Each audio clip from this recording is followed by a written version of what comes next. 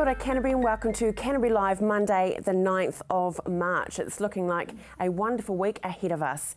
But it was a fantastic weekend. Yes, Te Matatini was happening, as you know, last week, and the winner was Te Kapahaka o Kairanga. And most of the actual members were part of, or are part of, the military. So what a wonderful thing. They're so busy with that, but they've also made time to be a top champion team. So congratulations to them and all the supporters that, of course, put up with that rather poor weather and the sitting out there in the cold. So well done to you. And the weekend also, Stacey Herbert. Yes, we had the gorgeous Stacey here with a big fundraiser. Of course, she's wanting to head over to the States for some prosthetic surgery, and they raised $80,000. It was an event held at Wigram. Apparently, it was just one of the finest evenings, and such warm spirit was throughout the room. So Stacey, to you and your supporters, you can have a very well deserved rest today and for the rest of the week. So a great nudge in that whole goal of fundraising for her. And the weekend also out of town in Twizel at Lake Ruataniwha was the South Island Secondary School Champs. Now, of course, this is the last big champs before these teams head up north to Lake Karapiro and Cambridge for the New Zealand Māori Cup. And it was a fantastic weekend. Saturday, bit of rain, but unfortunately on Sunday the winds, yes, they picked up and rowing was cancelled, so it all came down to fastest times. But Wakatipu High from Queenstown, yes, they took away the top points, so they won the whole weekend as far as that, but very cool indeed. Number 2 was St Andrews, well done to Stack, and third was Christchurch Boys High. And congratulations to all the teams, to all those young rowers and those that are heading up to Māori next weekend. We all should be very proud of you.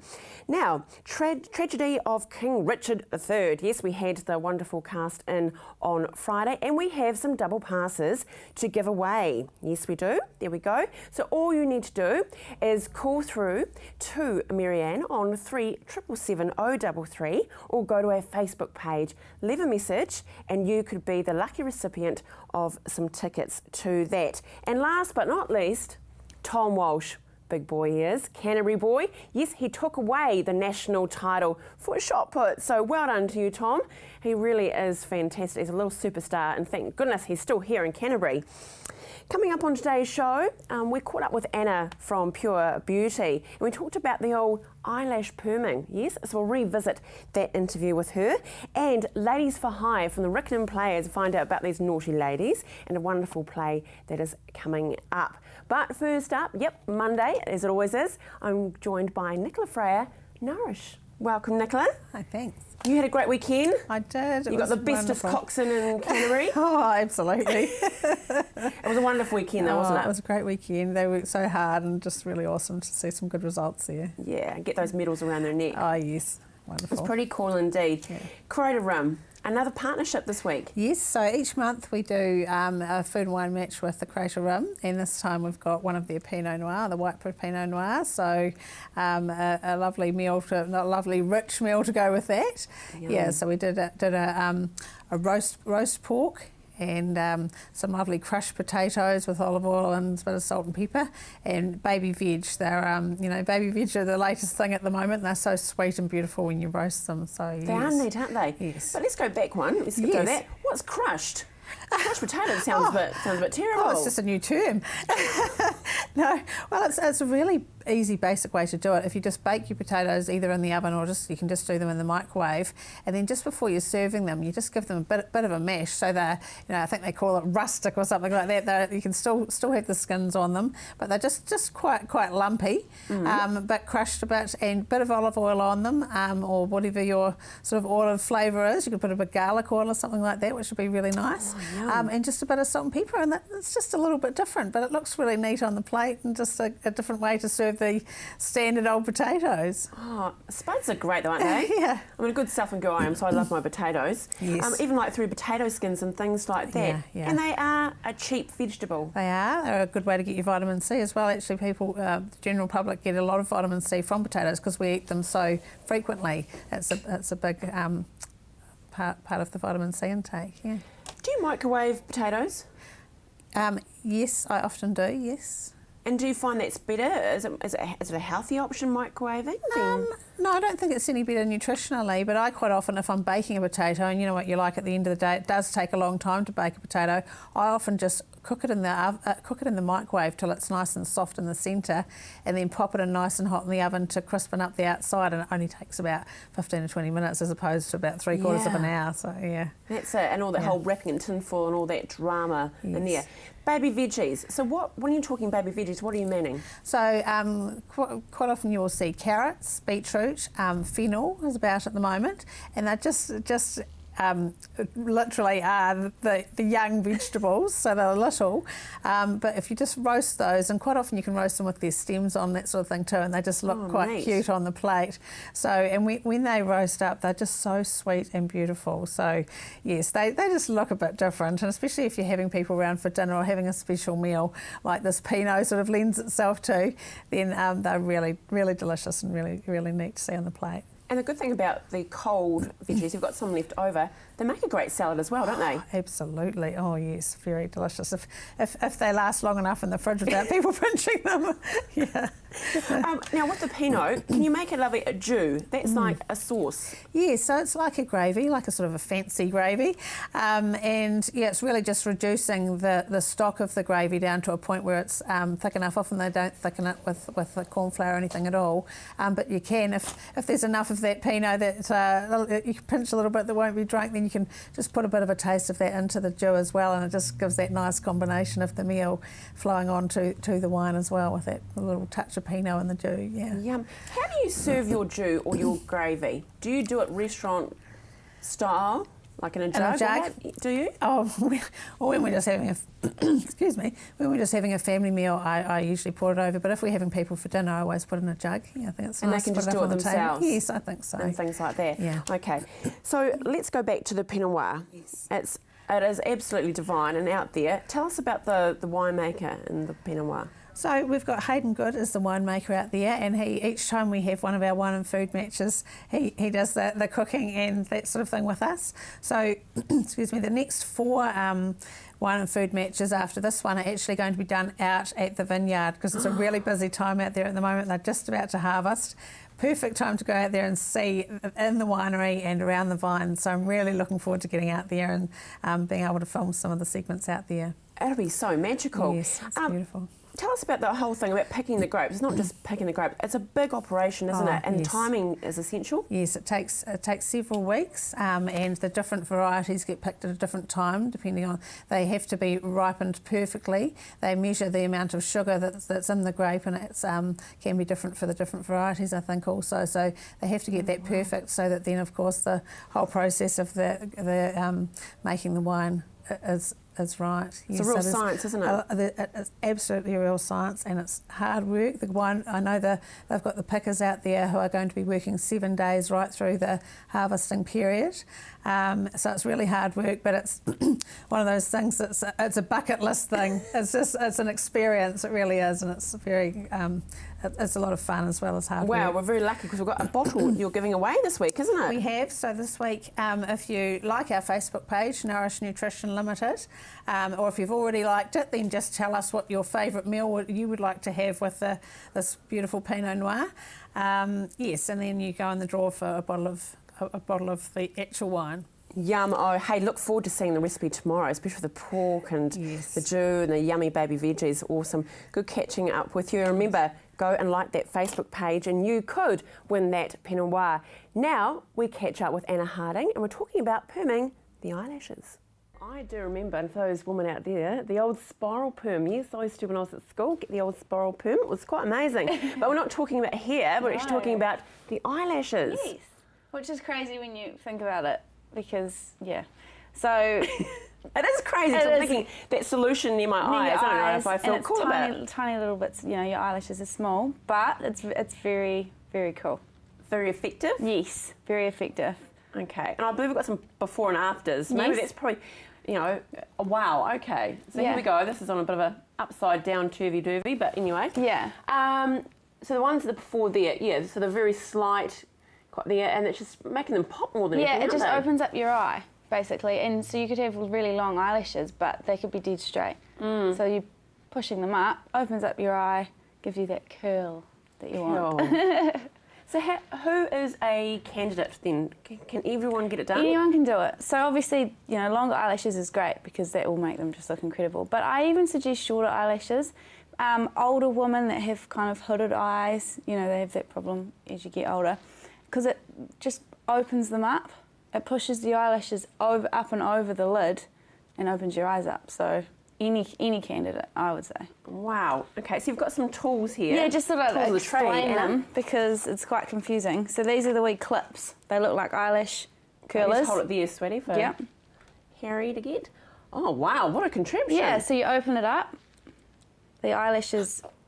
Like Chinese torture. Yeah. Looks a bit scary, but the eyelashes go through there and then they get pushed up with this, so it's like an eyelash curler, and then clipped in like that. But the solution gets put onto the clip, and that's how it works. Yeah, so there's 2 solutions. And how long does it last? Well, how long do you keep it on? So you you get it put on for 6 to 8 minutes, depending on how curly you want them. So you have the first solution on for that, and then the second solution the exact same amount of time. Right, Yes. okay. And at the same time, can you get because a lot of ladies get their eyelashes tinted, don't they? Yes, so do that. I will always do that as a package deal because that just is the icing on the cake. So you do that afterwards. So they're curly and then you get them tinted and they're dark and you wouldn't even have to wear mascara. Oh, That's why a lot of people do it. Yeah. I know it's a bit cool, but It's a big call, but no, I would definitely, once you've had that, you wouldn't have to wear Well, you're like mascara. me. I wear corrective lenses. We both Yes. wear corrective Yeah. lenses, and you shouldn't wear any eyeliner or mascara. Apparently, I don't really listen to that. Who rule. listens? Who listens to that? Let's get serious. But this is a good option, though. Great option. Yeah, especially because you don't have to think about putting mascara on. It's not affecting your eyes. Don't have to even think about it. Wake up and you've got your face on. Hey, what do you think about these the lashes? Putting on these false lashes. Personally, I'm not a fan. Everyone, has their own opinion on it. Sometimes they can look incredible, but I've dealt with so many eyelashes of the aftermath. Oh, really? And they've lost them, they're thinner, and sometimes they don't come back from that. Yeah, sometimes So what happens there? Like you've lost your lashes. That's it. If someone comes to me like that, I just recommend Lilash, which is a growth stimulating serum.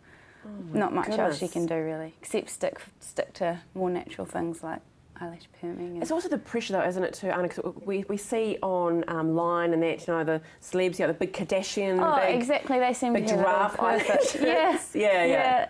It's not fair. Yeah, because they have lots of money. So. Well, and also people forget that they actually have their own hairstylists and their own makeup artists that are full-time employees. Exactly. So they're travelling with them to make them look that good. Exactly. Yeah, everyone doesn't have that in their pocket, do they? No. Very cool. Next Yeah. week I'll be intrigued to see what you bring in. But hey, Yes. there's a definite idea. If you feel you need a bit of oomph to your lashes, then definitely Pure Hair and Beauty out at Woodend with Anna. It's a great option. Regardez-moi, le look était sorcier. Well, we're not talking about Manchester Street, not at all. Ladies for Hire. We're not talking that at all. It's a whole different calibre. I'd like to welcome our guest Donna Buchanan, who's Hi. playing Mary Mac. That's me. Sarah Templeton playing Shelley. G'day. And Joe Frakaik. Is that? That's exactly very it, done. yes. Yeah, great. Yeah. Playing Mary O. Welcome to you, ladies. And you're part of Riccarton Players. That's right, yes. Which is a bit of an institution here in Canterbury, aren't you? Yeah, that's right. 50 years plus we've been around in Christchurch, 25 years in the Mill Theatre. And no little earthquake will set you back. Not at all. You're still going strong. So let's get into it. Talk about Ladies for Hire. Okay. Who wrote the play? The play's written by Alison Quegan, a New Zealand playwright, and it's set in Palmerston North. And it tells the story of 5 women who sing in a choir, in a church choir, and really that's where they go to escape and get away from their lives. We all have different lives and all have problems that our characters have to deal with. Yeah. And all goes well until a new priest arrives in town and doesn't quite like the way we sing. And so he fires us. So we don't want to give up our choir because it's our lives. So we put out a poster which says "Ladies for Hire," and as you can imagine, it gets misconstrued. And we find ourselves in all sorts of odd situations. Yeah. So, Jo, you're playing Mary O. Tell us about your character. Mary O is probably the naughty one of the five. Do you know what? Funny enough, I would say favour of you. Yes, quite typecast, yeah. And she's quite sexy and quite sassy and probably wears clothes that are probably about 5 sizes too small for her, but thinks she looks amazing. But is quite a savvy businesswoman. She runs the office for her husband's business, Recaray. Crikey, it sounds a bit like Cheryl West of the older... Yeah, Westies going on there. And Sarah... Shelley. No, she sounds demure. Yeah, she's quite a naive girl. She's 18-year-old hairdresser. She's new to Palmerston North, so she joins the choir to make friends, and yeah, you sort of see her grow up during the play. She becomes a bit more mature and more out there. Yeah. Oh, good on you. So Donna, it's being held at Hagley College. Yes. At the open stage there. You've already had 5 shows in the weekend. Apparently. Yes, we have. Yeah, we opened on Friday, did 2 Saturday, 2 Sunday. So we step back into our normal lives now until Thursday when we start again. Yeah. That's actually a point because obviously you're not professional. You're not being paid to do it. You've still got to work. That's right. How do you switch in between work and on the stage? Well, for me, it gives balance to my life. I'm a teacher, and it What means school? At Addington School. Shout out to Addington. I'm the associate principal at Addington, and it just gives balance. You know, you find balance in your life to step away from your work and then go back to work re-energised. Absolutely. I work in an administrative role for Triton Hearing, and this is just completely different. Yeah. Oh, they're good chaps. I tell you what, I need them. Yeah, they are really good. Yes. And how about you? Yeah, I work in an office as well at Wholesome, so yeah, it's definitely completely different. Yeah, it's so nice to escape though to the theatre, isn't it? And are you looking for new players for Rickenham Plays? We're always looking for new members because you don't have to be on stage to be involved. There's lots of stuff behind the scenes, set construction, wardrobe, front of house, any of those sorts of things, publicity. You know, at the moment we're putting together fundraising packages to try and raise money to rebuild our theatre, or at least re-establish ourselves somewhere in the city. So there's, we're always looking for people. Good on you. And you say fundraising, but you've been very generous in giving some passes to give away to the performance that is happening at the Open Stage Theatre at Hagley College, which is 510 Hagley Ave. The season runs from the 6th to the 15th of March. You can buy your tickets online, rickenhamplayers.co.nz, or give them a call, 338 4699, to see these fine ladies that are here. And no, they're not for hire. Well, actually, everyone's got their price. Everyone's got their price, don't they? So there we go. Okie dokie. And now here is a beautiful musical interlude from the ladies. Spring is here, the sky is blue, oh, birds all sing as if they knew today's the day. We'll say I do, and we'll never be lonely anymore, because we're going to the chapel and we're gonna get married. Going to the chapel and we're gonna get married. Gee, I really love you and we're gonna get married. Going to the chapel of love. Bells will ring, the sun will shine, whoa, I'll be his, and he'll be mine. We'll love until the end of time, and we'll never be lonely anymore, because we're going to the chapel and we're gonna get married. Going to the chapel and we're gonna get married. Gee, I really love you and we're gonna get married. Going to the chapel of love. Yeah, yeah, yeah, yeah. Going to the chapel of love. Well, well, well, and that was it, ladies. So remember, that's Riccarton Play as the season's happening. Well, from some birds to other birds. Yes, we're heading to the Waimak. Stay with us. Regardez-moi, le look était social. Well, the Waimak River really is a centrepiece for Canterbury, isn't it? And apparently we have the rarest gull species that call it home. Here's a piece that's created by Environment Canterbury.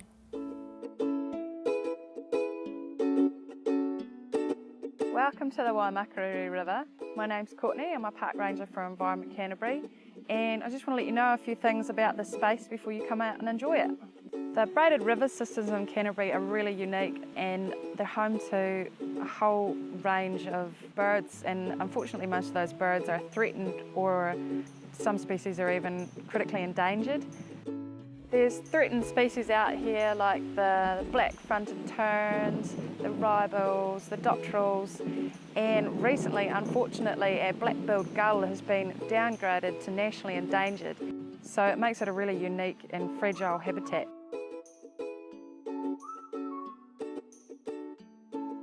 Most of our braided river bird species nest between September-ish to January, so it is over the summer months when the river's got its highest usage level from the public. That's when we'll start actively putting out signs and monitoring the birds at that stage and engaging different strategies to look after them.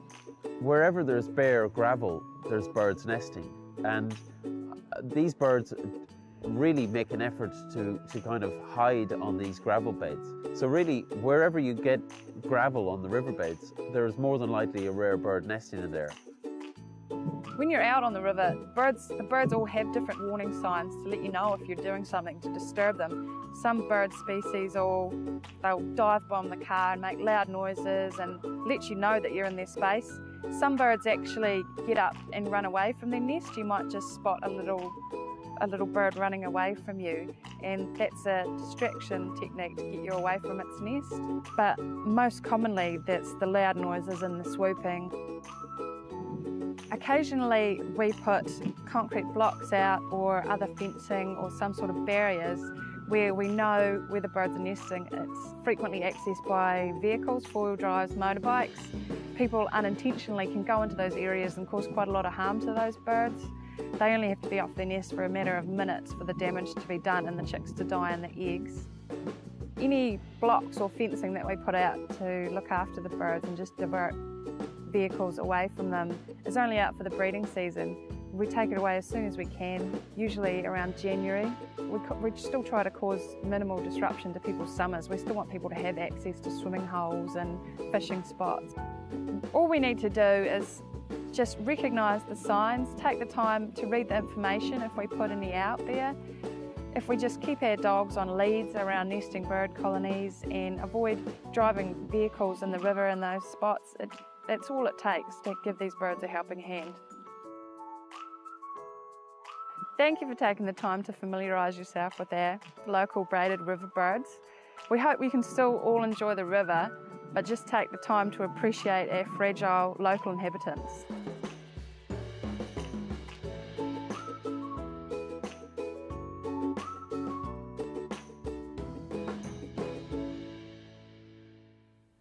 And a big thank you to Environmental Canterbury for that. Well, on tomorrow's show, we have the tactics. Yes, they're heading to us on the couch. And mainland dating, yes, all those fun and games. Can't wait to see what comes out of her mouth. And also, a big shout out to Ross, an avid fan of Canterbury Live. So have a great day. Have an awesome day and look forward to seeing you tomorrow. Bye.